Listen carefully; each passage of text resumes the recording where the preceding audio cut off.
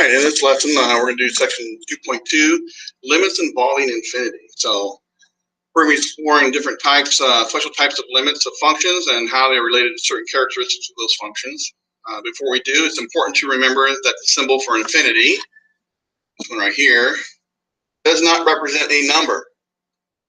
We use plus or minus infinity to represent how a value increases or decreases without bound. So it's important that you keep that in your mind at all times. Even though we kind of treat it like it might be a number, it is not a number. Okay? So let's look at our parent function for the reciprocal function. Okay? It is 1 over x. It looks like this. And we know from our past experience that we have like a vertical asymptote and a horizontal asymptote at 0, y equals 0, and a vertical at x equals 0. So what is the limit as x approaches 0 from the left of this function? So that means what? As I'm walking towards 0 on the left side of 0, the y values are doing what? They keep getting smaller and smaller and smaller and smaller, going all the way down to approaching negative infinity. So they are decreasing without bounds. They will continue to decrease. The closer I get to 0, the farther down the y value is going to be. Likewise, if I go from the limit of 1 over x as x goes to 0 from the positive side, a similar thing is happening, only is the y values are getting larger every single time. So that means 1 over x is increasing without bound. Okay? This is what is called a vertical asymptote. Because plus or minus is not a number, then this limit and this limit do not exist. Remember, limits only exist if they approach a number. So we can write this, see, by looking at this, kind of think about treating it like it was a number, a value, but it's not. But this means that the limit, when you see this infinity, it means it does not exist. But the behavior of the graph is that it is decreasing without bound. This limit does not exist, but by the symbol we're writing here, we're saying that this one increases without bound. Okay, as x approaches 0 from that. The symbol describes the behavior of the function as x approaches 0 from the right and left, but again, the limit does not exist. Very, very important to keep the distinction between those two.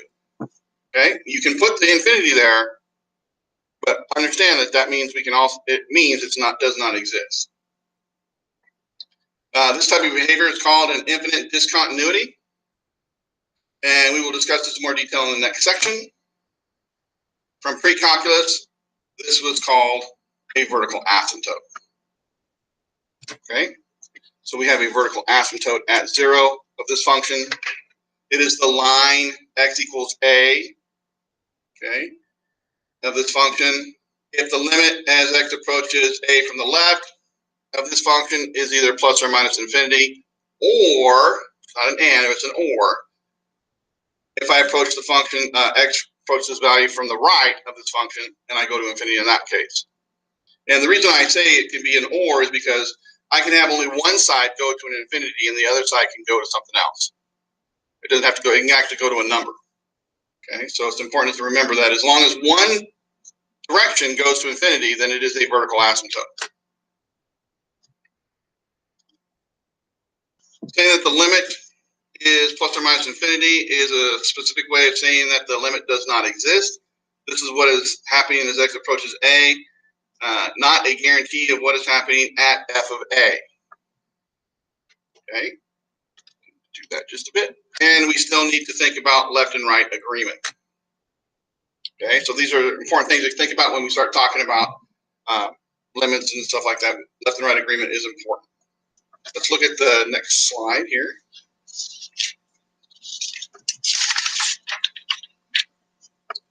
So what I have here are some cases, some things to think about, some things that happen, some ways to write stuff.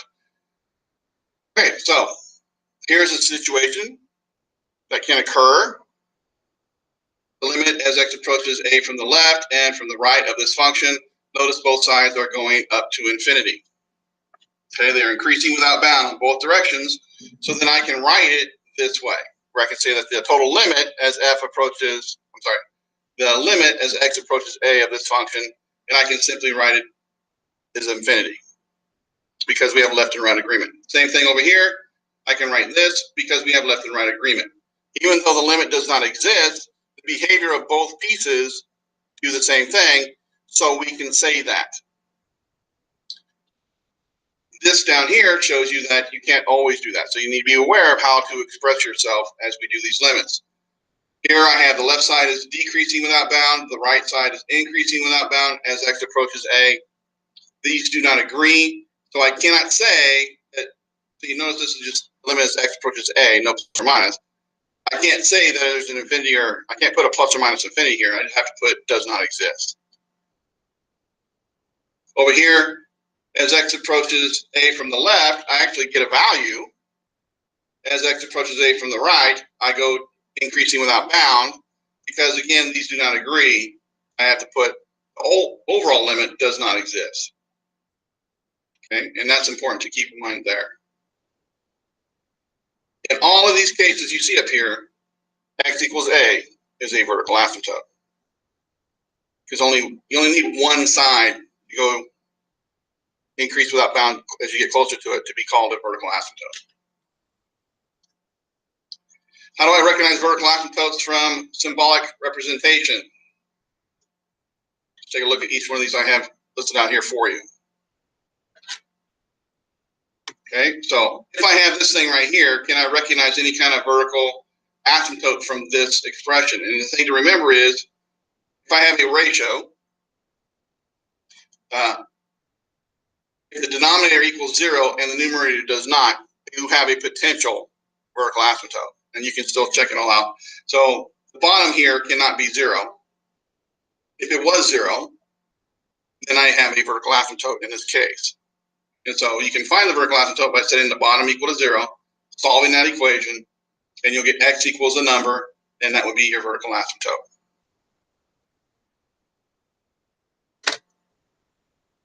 You can do the same thing with this one.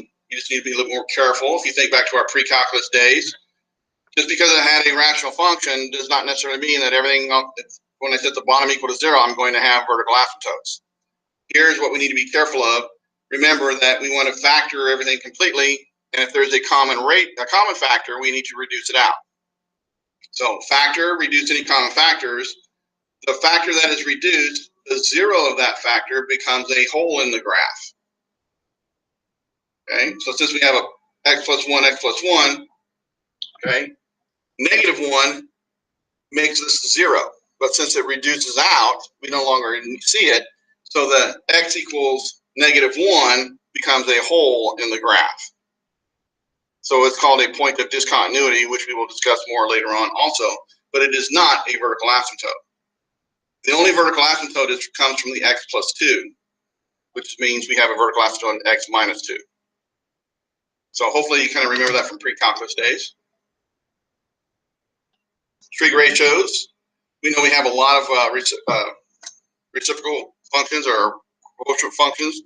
And here, these 4 right here, all have vertical asymptotes associated with them. So to know where they belong is you can put the equivalency of sine and cosine, like secant is 1 over cosine, cosecant is 1 over sine. Put this in fraction form, so this would be sine over cosine, and this is cosine over sine. And you can get that denominator aspect of things. So all the vertical asymptotes are going to occur when the bottom, the cosine of x equals 0 on the complete domain or interval that you're looking at. So the entire number line, it would be at every pi over 2 plus or minus n pi scenario. Vertical asymptotes. And you can do the same concept here for all the other trig functions. Log functions we know have vertical asymptotes. Okay, so a log function, where's the vertical asymptote going to be? Well, in general, the standard parent function is at 0. So then we have transformations occurring in here. And so we set this argument equal to 0 and solve it, and that will tell us where our vertical asymptote has been shifted to. So in this example over here, 2x minus 3, the log of 2x minus 3, you take the 2x minus 3, set equals 0, solve it, you get x equals 3 over 2. So I have a vertical asymptote at x equals 3 over 2. So that's how you kind of help you remember for logs, okay?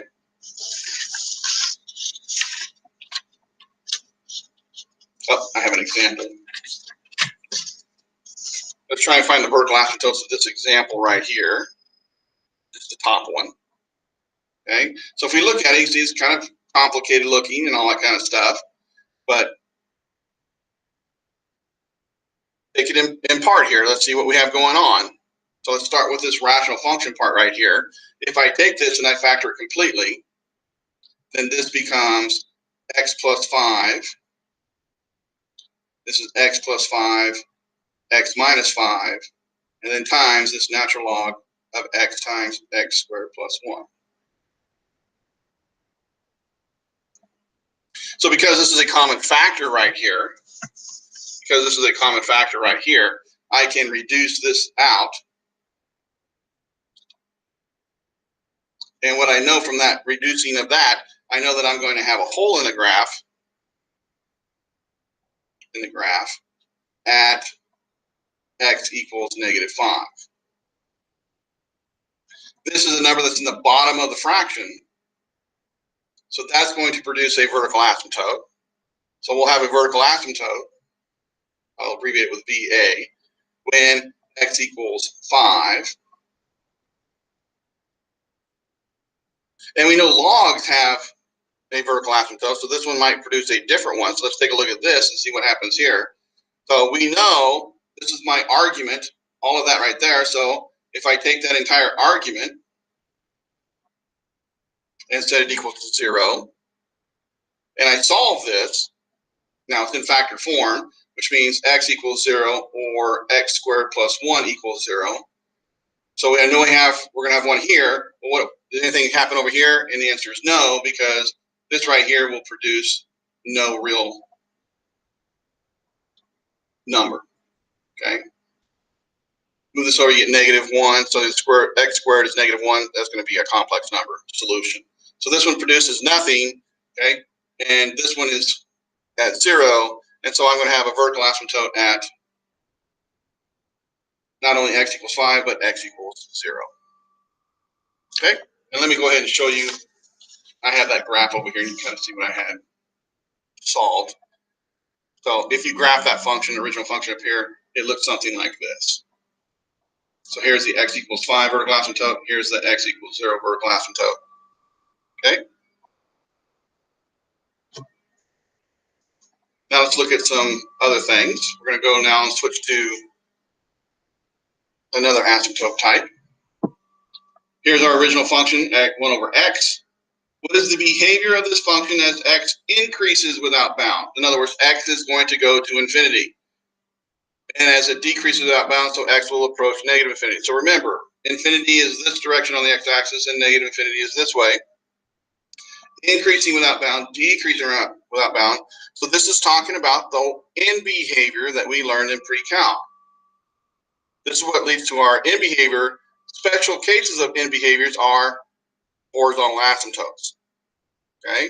Just remember, horizontal asymptote is a special case of end behavior. And so we're going to look at this and we can see that as x increases without bound, it's going to get closer and closer and closer to the x-axis, or the equation y equals 0. And the same thing happens on this side over here. Okay? So when the ends of a graph approach a value b, in our case up here 0, as x goes to infinity or x goes to negative infinity, we say the function has a horizontal asymptote at b. Okay? So if we approach a number, then we have a horizontal asymptote. That's how you can tell the difference, the special cases. If I approach something other than a number, then it's end behavior is another function. It could be like a slant asymptote, that's what we talked about before, or any other kind of asymptote. So here's our horizontal asymptote definition for calculus. It says the line y equals b is a horizontal asymptote of the graph y equals f of x. If, as x approaches negative infinity of f of x, we get b, or as we go to positive infinity, we get b. What this means, because there's an or here and not and, you don't have to satisfy both of them. You just have to have one of them. And because we know graphs have two ends, either the right end or the left end, you can have up to two horizontal asymptotes. You cannot have more than two, but you can have two different horizontal asymptotes, one for each end. Unlike vertical asymptotes, where you can have an infinite number of those, horizontal asymptotes, you can only have two because they are end behaviors and there are only two ends of the graph. Okay. Already said that. Here's some review. Remember, we did this in Algebra 2. We did this also in pre-calc. Here's a horizontal asymptote for rational functions that we had in that class. Here's a rational function, a polynomial on top, a polynomial on the bottom. Remember, we look at the degree of the polynomial, the highest exponent. If the top is smaller than the bottom, we have a horizontal asymptote at 0. If they are equal, then we have a horizontal asymptote at the leading coefficient ratio. And if the top is bigger than the bottom, then there is no horizontal asymptote. It'll have an end behavior, but it will not be a horizontal. Okay? And then I have an example here, and you can kind of look. X to the third and all this on top, and x to the fourth and all this on the bottom. And what's important to remember is we're looking at an end behavior. We're looking at numbers way out there on the x-axis. So don't even think about any other number until you're after a million or a billion. Get way out there.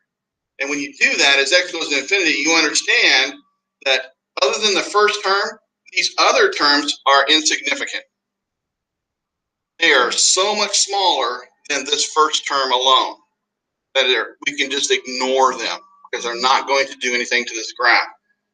So what that means then is I can take the limit of this function as x goes to infinity, and that will be equivalent to, and it approaches the same thing as this one, where I just take the leading coefficients. Please do not put equal signs in between these things because they are not equal. Okay? This, I can remove those things and just take the first terms, and then I can reduce the first terms, and it's equivalent to this. And the limit as this goes to infinity, as that number gets bigger and bigger and bigger, this fraction gets smaller and smaller and smaller, and it goes to 0.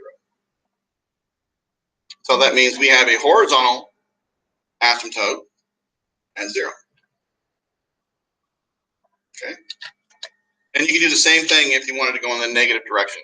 This will have the exact same answer as the previous one. So here's some things that will help us in determining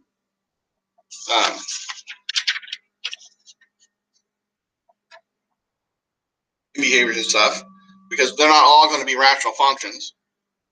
So other functions, we can look at the relative magnitude or rates of growth, okay? And so the things that help you remember this and keep in mind is this. This is kind of like the order of growth.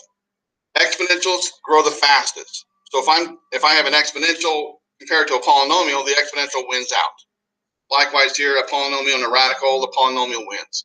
When I go out farther and farther and farther out I go, it doesn't matter what the numbers are, any exponential will overpower a polynomial every time, no matter what. And likewise, and all this kind of right here. So let's look at this other example I have. I think I have it over here. So let's go ahead and try and find an end behavior of something that looks like this. Okay.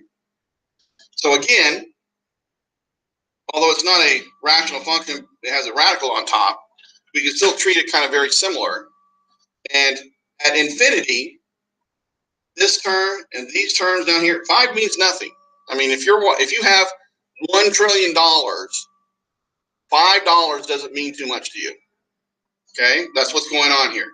So these things right here kind of like become insignificant in our work of this.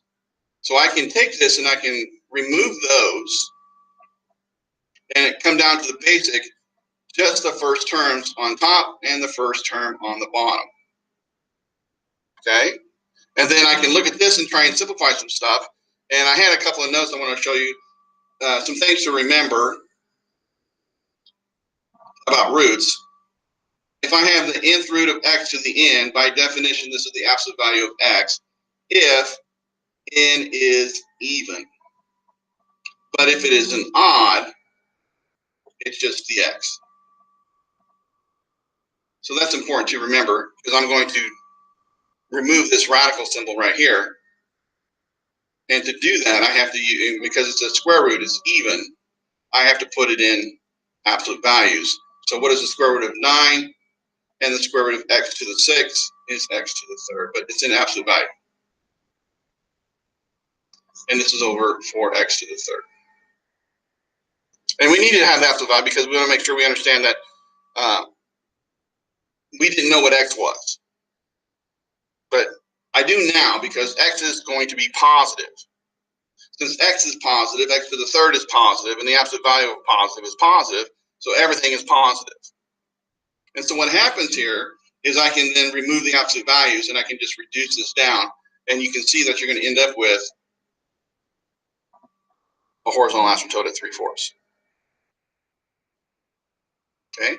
You can look at this on the negative side. So let me just have it right here.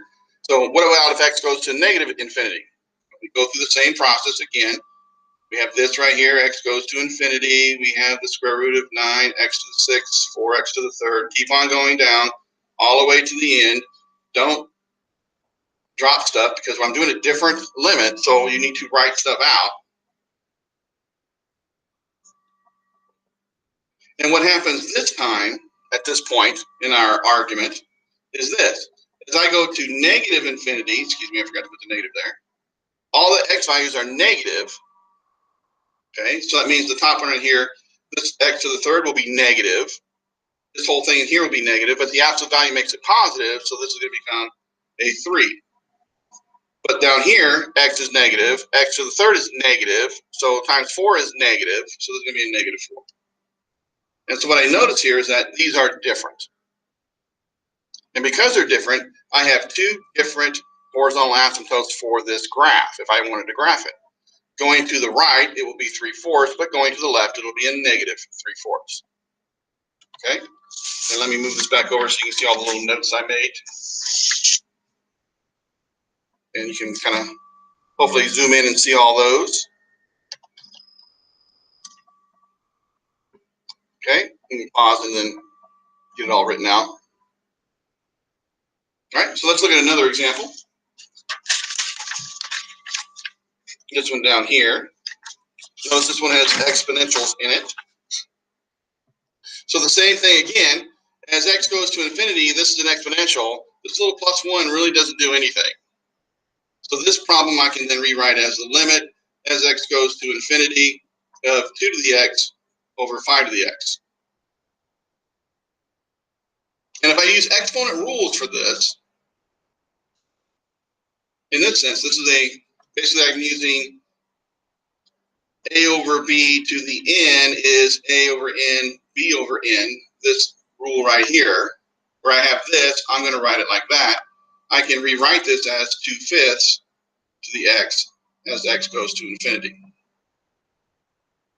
And because this is a fraction less than 1 raised to a power, and this power is getting bigger and bigger and bigger, I just keep multiplying by this fraction, this thing is going to go to 0. Because it's a decay function. Okay? Now, what about this one over here? This one's a little bit more challenging, and I'm going to show you a little way that you can deal with something along these lines. In this case, x is going to negative infinity, so that means every value up here is going to be negative. So in a sense, I can rewrite this and look at it from a different point of view. So as x goes to infinity, change these exponents to negative. And it serves the same purpose. Over here, x is going to go to negative 1 million, which means I'm going to have 2 to the negative 1 million. If x was a million, then I will have 2 to the negative 1 million. So it's the same value that you're going to get here. And we can do this little switch right here. Well, what does a negative exponent do? Well, a negative exponent just is a reciprocal action. So this becomes 1 over 2 to the x plus 1. And 4 plus 1 over 5 to the x. Well, as x goes to infinity, this number on the bottom gets larger and larger and larger, so this number is going to go to 0. This number is going to go to 0.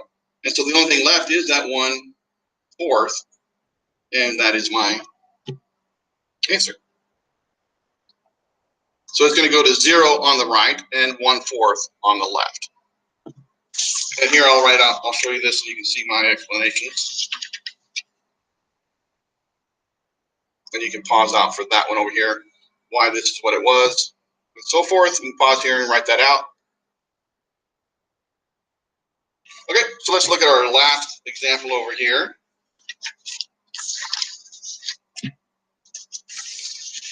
So over here we will have find the horizontal asymptotes, if any, of the following functions.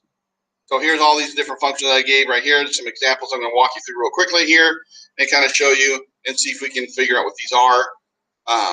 Maybe I'll do one and you guys can, actually, you know what, I'm going to let you guys look at it and come to class here. I think there's one more I want to show you. Let me zoom out just a bit.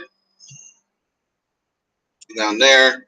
So I will give some hints on each one of these things. This one should be pretty straightforward because this is just a straight up rational expression. The degrees are the same. So I know I'm going to have a horizontal asymptote at y equals 1. The coefficient over the coefficient, 1 over 1. Okay? Some of these are I'm going to let you look at and see if you can come up with these on your own. Some more rational functions here. Just take a look. Solve these out. Bring them to class. Somebody's going to be doing them for me. Or we'll have a discussion on them. So that ends this video.